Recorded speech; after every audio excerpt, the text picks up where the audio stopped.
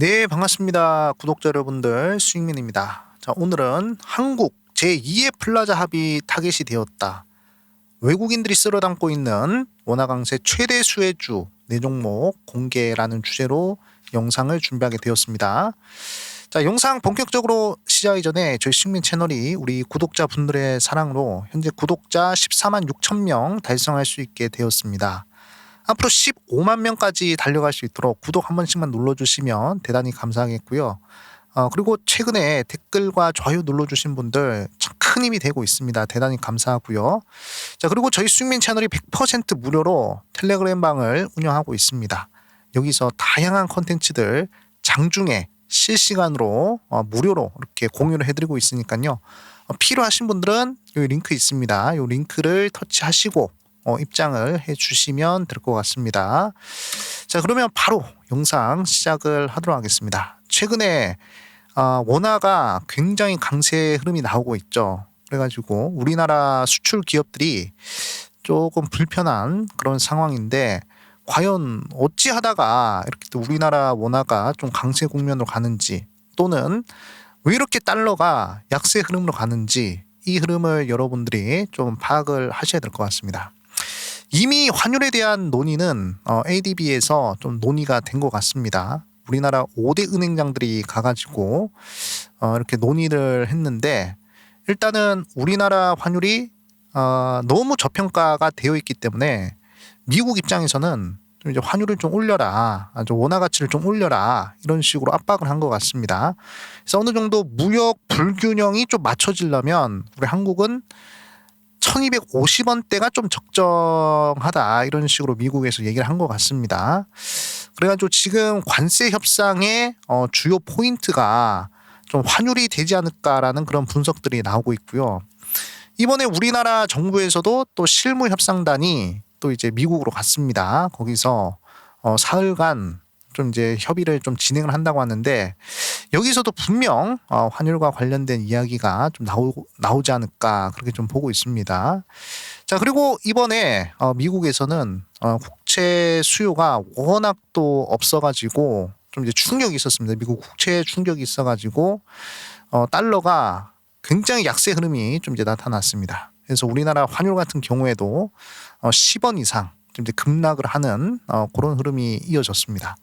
사실 이렇게 환율이 변동성이 큰 적이 많이 없었는데 점점 좀 예사롭지 않은 흐름이다라고 좀 보시면 될 것 같고, 우리나라 기재부에서도 일단은 미국과의 이 환율 협의나 이런 부분들이 진행이 되고 있긴 한데, 협의는 하고 있는데 정해진 건 전혀 없다, 이런 식으로 얘기를 하고 있습니다. 저는 이 말은 솔직히 말씀드려가지고 믿지는 않습니다. 분명히 미국에서 어느 정도 압박을 했기 때문에 우리나라 원화가 좀 강세 흐름을 가지 않을까라고 생각을 하고 있어요. 그래서 우리나라 현재 환율은 수요와 공급에 의해서 좀 이렇게 가격이 나타나는 것이 아니라 좀 이제 정치적 문제로 현재 환율이 결정되고 있는 상황이 아닌가, 그렇게 좀 보고 있습니다. 그렇기 때문에 우리나라 환율 변동성이 굉장히 좀 이제 커지는 흐름에서 우리 구독자분들도 정신을 잘 차리셔야 되겠다라고 말씀을 드리겠고, 이럴 때일수록 좀 옥석 가리기를 잘 하셔야 된다라고 말씀을 드리겠습니다. 그래서 지금 이제 미국을 보시면 재정 적자도 굉장히 심하죠. 그 다음에 무역 적자도 굉장히 심합니다. 사실 뭐 미국이라는 나라는 무역을 하지 않더라도 뭐 내수로 잘 돌아가는 나라이기 때문에 사실 무역이 큰 의미는 없습니다만, 그래도 지금 미국 정부의 재정 적자가 너무 크기 때문에 무역 적자에서 이 부분을 좀 메꿔야 되는 그런 상황이 온 것 같아요. 그래서 미국이 무역을 많이 해서 돈을 많이 벌어서 재정 적자를 메꿔야, 그래야 향후 뭐 10년이든 20년 뒤든 미국의 이 정부 부채에 대한 그런 건전성이 좀 이제 괜찮아질 것이다라고 보시면 될 것 같습니다.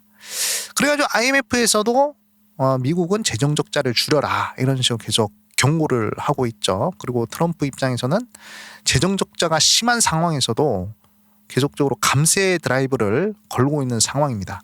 물론 미국의 기업들은 좋겠습니다만, 미국 정부 입장에서 봤을 때 세수가 떨어지면 재정 적자는 더 심해지고 부담해야 될 이자도 계속적으로 늘어날 수밖에 없는 그런 이제 상황이다라고 보시면 됩니다. 그래서 이런 부분들을 지금 환율을 가지고 좀 무기화해서 그 다음에 좀 이런 부분들을 좀 메꾸지 않을까 그렇게 좀 보고 있습니다. 과거에는 일본, 독일 이런 나라들을 대상으로 플라자 합의를 했었죠.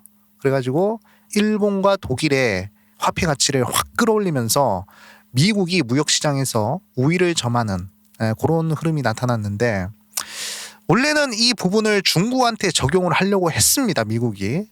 근데 중국과는 이제 직접적으로 합의하기가 어려운 상황이다 보니까 이 위안화와 연동이 크게 되어 있는 한국이나 대만 이런 나라들이 좀 타겟 국가가 되지 않을까라고 생각하고 있습니다. 실제로 우리나라 같은 경우에는 미국과 좀 군사적이든 경제적이든 좀 어떻게 돼 있습니까? 군사적이든 경제적이든 굉장히 밀접한 그런 관련이 되어 있죠. 그렇기 때문에 우리나라는 특히 미국을 대상으로 엄청난 무역 흑자를 기록을 하고 있습니다. 미국 입장에서 봤을 때는 우리 한국이 어떻게 보면 안이 꼬일 수도 있어요. 우리 정부는 이렇게 어려운데 한국은 계속적으로 흑자를 내고 있으니, 그리고 우리가 지금 안보적으로 지켜주고 있는데 얘네들만 계속적으로 좋은 게 아니냐, 미국 입장에서는 굉장히 얄미울 수도 있습니다. 그런데 이 참 원화라는 게 위안화와 이 상관 계수를 봤을 때 0.8 이상이란 말이죠. 양의 상관관계입니다. 그렇기 때문에 위안화와 원화는 굉장히 밀접한 관련이 있다는 얘기거든요, 이게. 그래서 한국이 중국 통화 정책의 영향권에 있다라고 이렇게 판단하고 있습니다. 우리한테서 무역 흑자를 내고 그다음에 우리가 지켜주고 있는데 어찌해서 미국의 통화 정책과 더 연관이 있느냐 이거죠, 미국 입장에서. 그러니까 얄밉죠. 네. 그렇기 때문에 지금 현재 이 무역 흑자를 축소시키기 위해서 한국은 원화를 강세 국면으로 가져가야 된다라는 것이 미국의 입장입니다. 야, 너네 앞으로 너네 지금까지 잘 먹고 잘 살았으니까 이제는 우리나라도 좀 잘 먹고 잘 살자, 미국 입장에서는. 그래가지고 지금까지 환율이 저평가되어서 장사를 잘했으니까 이제는 적정 환율을 1250원으로 맞추고 우리랑 경쟁을 하자, 이렇게 이야기를 하고 있는 상황입니다. 그래서 우리 한국이 원화를 조정하지 않으면 미국은 무역 적자를 해결할 수 없다라고 생각하는 거예요. 그렇기 때문에 우리나라 원화가 계속적으로 강세 국면으로 갈 수밖에 없다라는 것입니다, 지금 상황에서는.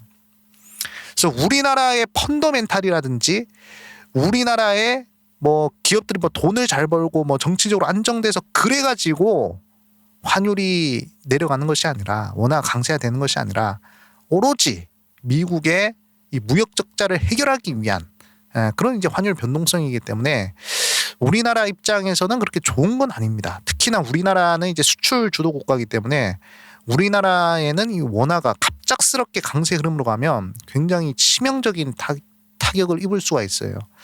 물론 단기적으로는 외국인들이 매수세를 늘려가지고 좋긴 하겠지만 장기적으로는 수출 기업들이 실적이 굉장히 악화되는 그런 흐름이 생길 것입니다. 자, 아무튼 뭐 시장의 전체적인 흐름을 좀 봤고, 오늘 또 삼성 바이오로직스가 인적 분할을 했죠. 네, 삼성 에피스 홀딩스를 뭐 설립한다 이렇게 얘기를 했는데, 삼성 바이오로직스 측에서는 뭐 삼성전자의 파운드리처럼 삼성 바이오로직스도 뭐 앞으로 CDMO만 하겠다 이렇게 이야기를 하면서 그런 명분으로 인적 분할을 했는데, 사실 저는 잘 모르겠습니다. 네, 개인적으로는 좀 부정적으로 보고 있고요.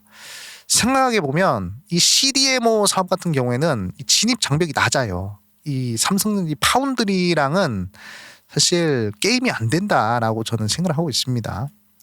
그리고 삼성 바이오로직스 같은 경우에는 삼성 바이오 에피스를 품고 있었기 때문에 이 신약 개발에 대한 그런 기대감이 있었단 말이죠. 뭐 CDMO 쪽에서 돈을 번 거 가지고 그 다음에 신약 개발에다가 투자를 하면, 그러면 삼성 바이오로직스만의 또는 삼성 바이오 에피스만의 그런 신약이 나올 수 있다라는 그런 기대감이란 게 있었습니다. 근데 저거 인적 분할 해버리면 과연 신약 개발에 대한 기대감이 있을까 모르겠습니다. 그냥 CDMO 기업이 되는 건 그냥 공장이 돼버리는 겁니다. 바이오 종목들의 가장 큰 기대감은 신약 개발에 대한 기대감인데 그런 게 없으면 과연 앞으로 주가 상승을 좀 기대할 수 있을까 그렇게 좀 생각이 들어요. 그래가지고 똑같은 사업을 하고 있는 셀트리온의 흐름을 보겠습니다. 셀트리온은 신약 개발 자체 신약이 있잖아요, 그렇죠? 셀트리온은 자체 신약도 있고 그리고 CDMO도 다 하고 있습니다. 근데 삼성 바이오로직스는 자체 신약이 없어요. 네, 자체 신약도 없고 그다음에 CDMO만 하고 있습니다. 그럼에도 불구하고 시가총액은 2배 이상 차이가 난단 말이에요. 시가총액은 주가와 발행 주식수를 곱한 것으로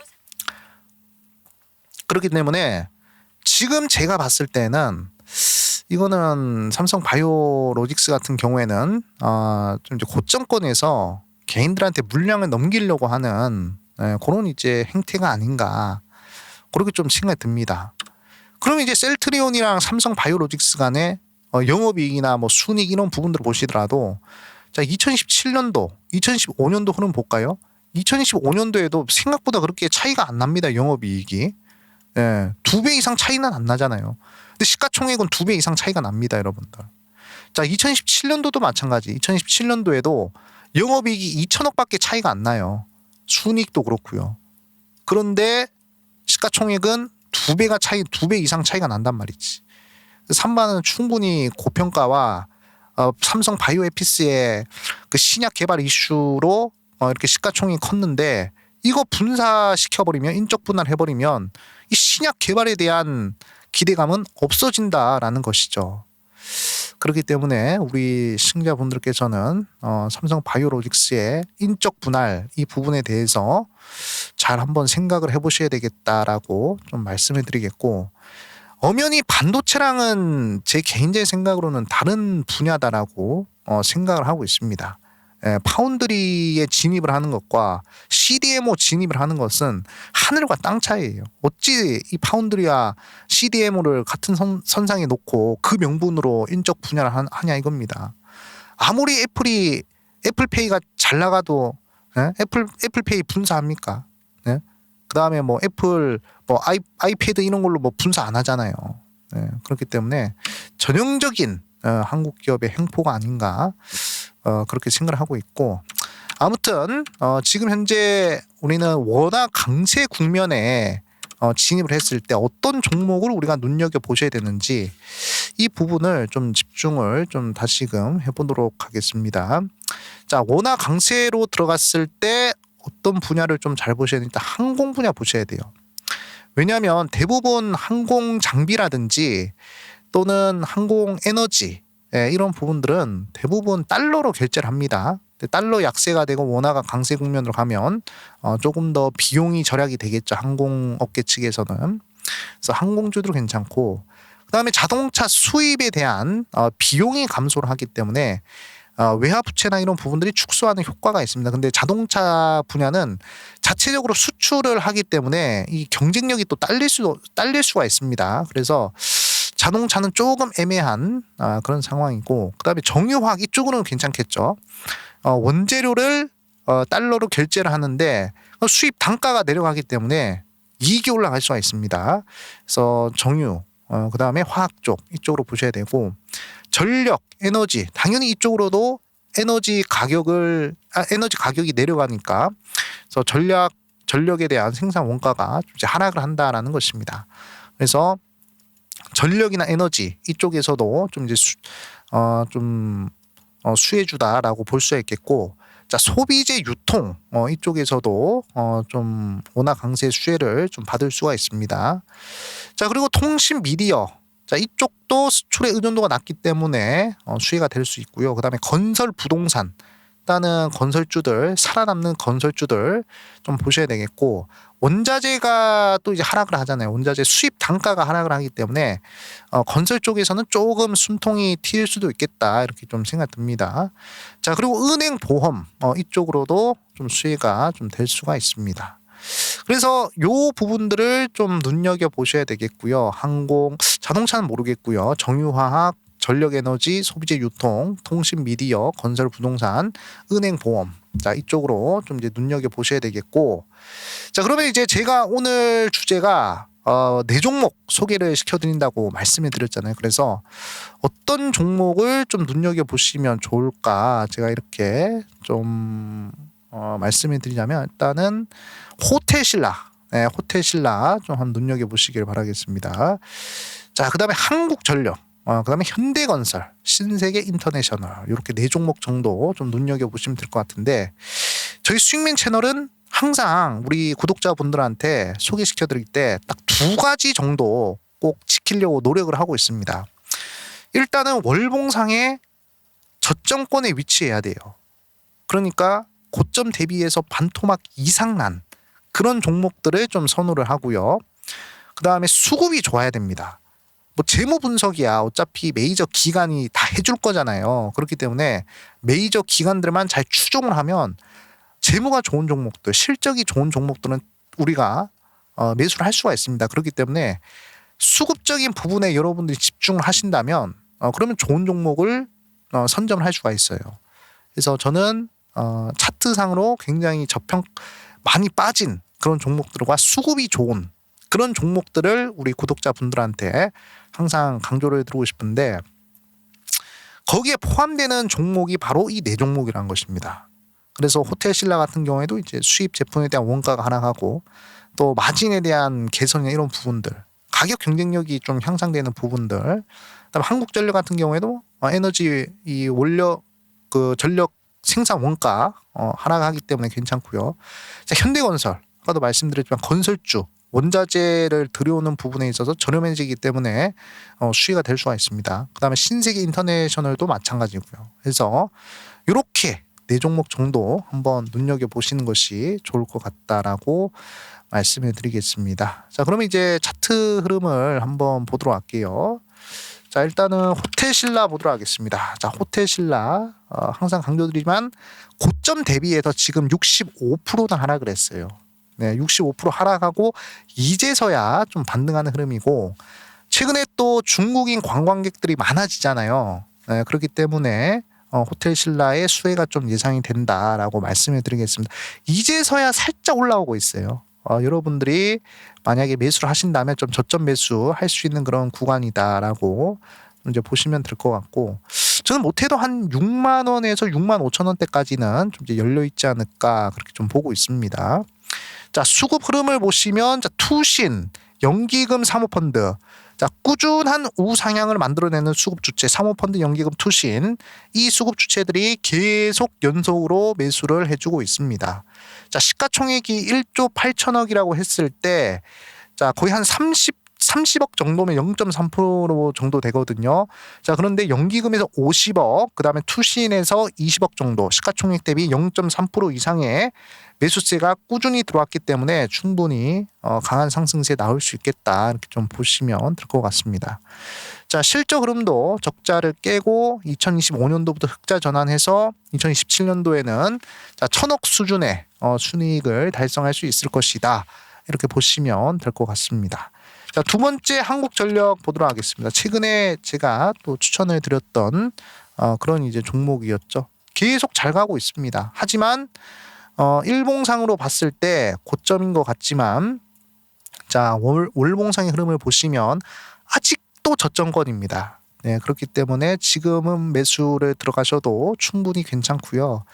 자, 그 다음에 수급 흐름을 보시더라도 외국인이 쓸어 담고 있죠. 외국인 쓸어 담고 있고 기관 쓸어 담고 있습니다. 개인들만 계속 매도를 하고 있는 그런 상황입니다. 사모펀드, 연기금, 투신 다 매수를 하고 있어요. 그러니까 한국전력만큼 현재 수급이 좋은 종목은 없다라고 보시면 될 것 같습니다. 자, 그 다음에 현대건설 한번 보도록 하겠습니다. 자, 현대건설 한번 차트 보도록 하겠습니다. 자, 일봉상으로 좀 많이 상승한 것 같죠, 그렇죠? 하지만 월봉상 흐름으로 봤을 때 아직도 고점 대비 반토막 난 그런 흐름이고 이제서야 이제 저항대 구간에 들어왔습니다. 자, 저항대 구간에 들어왔기 때문에 여기서 어떻게 돌파를 하느냐에 따라서 좀 이제 달라질 것이다라고 생각 들어요. 근데 수급의 흐름을 보니까 강력하게 돌파가 나올 것 같습니다. 개인들 순매수가 거의 안 들어오고 있어요. 아직도 연기금, 투신, 사모펀드 순매수가 유입이 되고 있고, 자, 최근에는 외국인도 굉장히 큰 순매수를 보여주고 있습니다. 5월 19일 날에는 거의 뭐 50억, 60억 정도, 그 다음에 5월 20일 30억 정도, 5월 7일에는 거의 200억 정도 순매수가 들어왔기 때문에 수급이 굉장히 좋은 그런 종목이다라고 보시면 될 것 같습니다. 자, 그 다음에 신세계 인터내셔널 한번 보도록 하겠습니다. 자, 월봉상 흐름을 봤을 때 굉장히 저점이죠. 고점 대비 84% 빠졌습니다. 굉장히 크게 빠졌기 때문에 우리 구독자분들 저점 매수 하실 거면 충분히 메리트가 있는 종목이고, 일단 한 16,500원 자리까지는 열려 있거든요. 네, 그래서 좀 장기적으로 끌고 가신다면 좀 괜찮은 수익을 좀 낼 수 있지 않을까라고 생각하고 있습니다. 워낙 바닥권이라서 일단 한 16,000원 정도까지 좀 노려보셔도 충분히 괜찮을 것이다라고 강조를 드리겠습니다. 자, 수급 흐름을 보시더라도 자, 연기금, 투신이 최근에 적극적으로 순매수를 하고 있거든요. 그래서 이런 연기금이나 투신, 장기성 매수세들입니다. 이런 수급들이 계속적으로 들어오면 또 우상향을 할 수 있는 그런 자리가 만들어집니다. 그래서 관심을 가져볼 필요가 있겠다라고 강조를 드리겠습니다. 그래서 오늘은 요 네 종목, 호텔신라, 그 다음에 한국전력, 그 다음에 현대건설, 신세계 인터내셔널, 이렇게 네 종목 정도 보시면 될 것 같습니다. 그래서 원화 강세 업종들 여러분들 한번 잘 체크를 하시고요. 자, 그 다음에 현재 지금 우리나라 원화 강세 굉장히 좀 문제가 되고 있다. 미국이 우리나라와 그 다음에 대만을 타겟으로 잡았기 때문에 앞으로 어떤 식으로 우리 정부라든지 금융권에서는 어떻게 이 부분을 대응할 것인지 좀 잘 관찰을 해 보셔야 될 것 같습니다. 자, 저희 수익맨 채널이 100% 무료로 텔레그램 방 운영을 하고 있습니다. 그래서 매일매일 수급이 좋은 종목들 계속 언급을 해드리고 있고요. 메이저 수급 추적하고 있고요.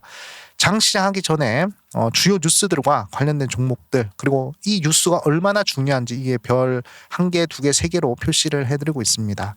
그리고 급등하는 종목들의 공통점을 제가 싹 다 분석을 해서 여러분들이 향후 또 급등주를 노릴 수 있도록 제가 이렇게 정리를 해드리고 있습니다. 그래서 여기 링크 터치를 하시고 입장을 하시면 되고요. 그리고 제가 직접 작성한 많은 전작책들도 수익맨 텔레그램 방에서 공유를 하고 있으니까 필요하신 분들은 입장하셔서 도움 받으시길 바라겠습니다. 네, 오늘은 여기까지 하도록 하겠습니다. 영상 끝까지 시청해 주셔서 너무너무 감사하고요. 요즘 좋아요와 댓글 남겨주시는 분들 너무너무 큰 힘이 되고 감사합니다. 여러분들이 댓글 남겨주시면 제가 하나하나 다 답글 남겨드리니까요. 댓글 참여도 많이 해주시면 감사하겠습니다. 네, 오늘은 여기까지 하도록 하겠습니다. 감사합니다. 수익!